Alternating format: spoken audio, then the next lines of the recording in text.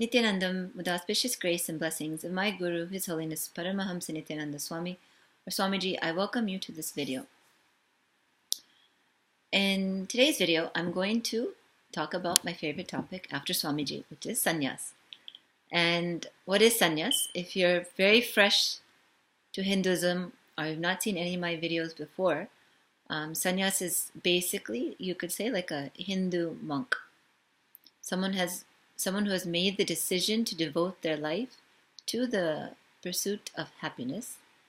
And if you're a sannyasi in the Nithyananda Sampradaya, the Nithyananda Order, you're doing it under the direct guidance of Swamiji, the avatar. And this is Swamiji. Now, interesting, the other day, a situation happened where I was joking with another devotee and I said, I kind of warned her, this is what happens when you get married. There was some previous situation or joke about another marriage. And so I made that joke. And then another devotee, a grahastha, said, well, what do you know about marriage, basically? And I thought that's a fair question. Thankfully, I have not been married. So someone might conclude that you don't know.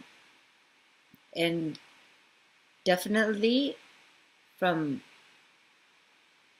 actually being in a marriage, I don't have that experience of being in a marriage. But I wanted to clarify a few things about this marriage or sannyas versus sannyas type of thing. Of course, I'm biased, but I wanted to clarify that it's not a decision between getting married or not getting married. Sannyas is a decision to align your life and lifestyle to your life's purpose, which is enlightenment. In the Hindu tradition, Hindu religion, enlightenment is the purpose of life, and a sannyasi is someone who's decided that he or she wants to achieve that and wants to share that science with the world. So, in the path of sannyas, just by making that decision, just by taking that jump, you are saying a big no to society. The same society that taught you, they gave you a so-called education. The same society that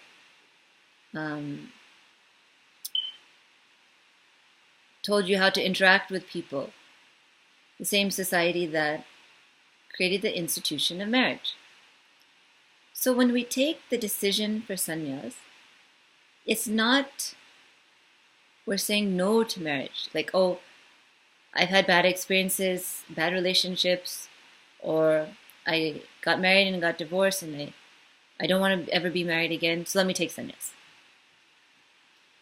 And if that is your cognition and you are thinking about taking sannyas because of some relationship or some marriage that didn't go well, or you're tired of being in relationships, period, please don't take sannyas.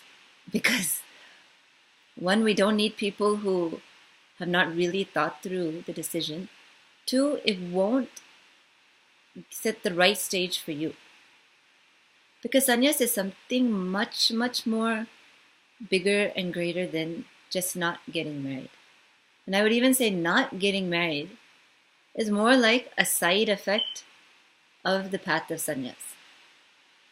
Naturally, when you decide to focus on you, why you are the way you are, how you can expand, how you can help others, create the space for others to reach their potential. Naturally, there's not a lot of time for anything else. One. Two, spirituality is what you put into it. And if you are juggling so-called real world jobs, society, marriage, kids, finances, everything, then how much time will you have for spirituality? So sannyas is a lifestyle that supports the pursuit of enlightenment.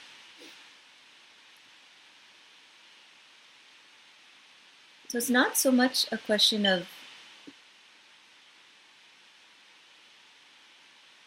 not having, of choosing sannyas over marriage. And even if someone has not been married, almost all the sannyasis now have come from society. They have grown up in westernized cultures. Very few would have come from a culture that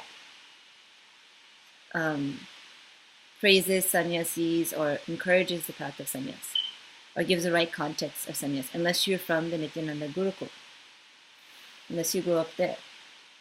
So if you're coming from, like me, coming from very westernized culture, then there is so much exposure to marriage or relationships, whether it's the books, whether it's the television, whether it's the movies, whether it's the playground when you're 4 years old, 5 years old in school. Already the seed of marriage gets put into you. Whether it's when you're in your teens, when you're not confident about yourself, but you're expected to, or you maybe want to have relationships with other people, so on and so on, and finally you feel you have to get married. So a lot goes into this whole institution of marriage, which is a man-made institution.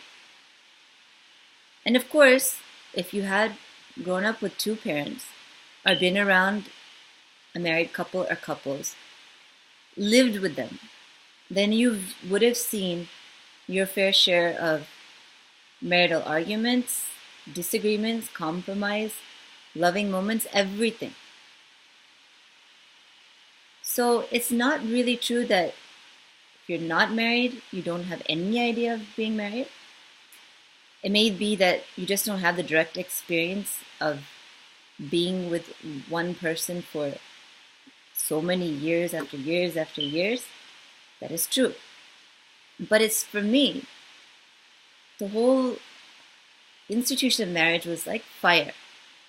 I see the fire, I know that it burns, I know that it will hurt me. So I stay away from the fire. I didn't have to put my hand in the fire to say, oh no, I don't want to be in that fire. And some people do. Some people have to test it out, or feel like they have to test it out, before they rule it out. But real intelligence comes is when you see it for what it is, and you compare it to the opportunity of sannyas. There's actually no comparison. And especially when Swamiji puts so much emphasis, so much pride, so much, he elevates the lifestyle of a sannyasi. Because what is Swamiji here for? He's here for raising the consciousness of humanity, bringing more and more enlightened beings, making them enlightened in a world that's practically gone into darkness. So just like with anything else you decide to pursue in your life passionately, you revolve your life around that. Your training, your discipline, your food, your work schedule, what you wear, you're aligning yourself to that. So a sannyasi who's aligning themselves to the ultimate possibility is really choosing the highest path available. Not out of any arrogance, but man's purpose in life is enlightenment. So naturally, for me, I like the most direct path. And many people do also. So sannyas is the most direct path. Now, sometimes people have to meander around before they realize it's the most direct path, and they have to experience the fire, whether it's marriage, whether it's having a successful career, or having their own business, or getting a little bit of taste of fame. They feel they need to experience those things first before they take the jump of sannyas. But if you really look in and you apply Swamiji's teachings, you'll see the flow of all of those things. There's a common up and down, up and down, up and down. Which it doesn't matter if someone's married, not married, working, famous, rich, poor, whatever. That the way life hits and how you're prepared, how you deal with it, how you get stuck, how you come out of it, if you come out of it, how you suppress. All those things happen because you may have the desire, but you don't have the support to come out of it. So a sannyasi is simply someone who's aligned their life to the ultimate purpose of everyone's life.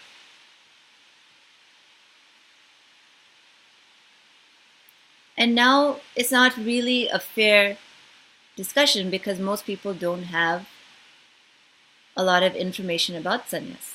It's a very foreign concept. You Google it, you won't even find much about it. But thankfully, Swamiji talks about it and lives it and teaches us how to live it. So we have a living example. And we know that he's guiding us. So for us, this is the path. Now, 5, 10, 15, 20 years, there will be thousands of sannyasis. So there'll be a lot more examples. There'll be a lot more people to see living a life of sannyas and understanding it's really an option for everyone. Now it seems very like a big jump and a rare thing. It is, but it doesn't have to be. It's just the visibility of sannyas has gone low in society. But Swamiji is making it much, much more visible and coming to the top of society. So people will start to understand and see the benefits and be able to make a decision for themselves, a well-educated decision. Go for the fire or go for the shaft of light. So thank you so much for allowing me to share. I feel like I can just talk and talk about the subject. But if you have any questions about it, hopefully I didn't offend anyone. Thank you, Swamiji. Thank you for saving me from the institution of marriage and society itself. And if anyone is interested in sannyas, please contact me. And if you have any doubts, you don't have to be fully decided. But, it's good to ask your questions. And good to see, good to look into those questions and get answers. So, thank you so much, and Nithyanandam.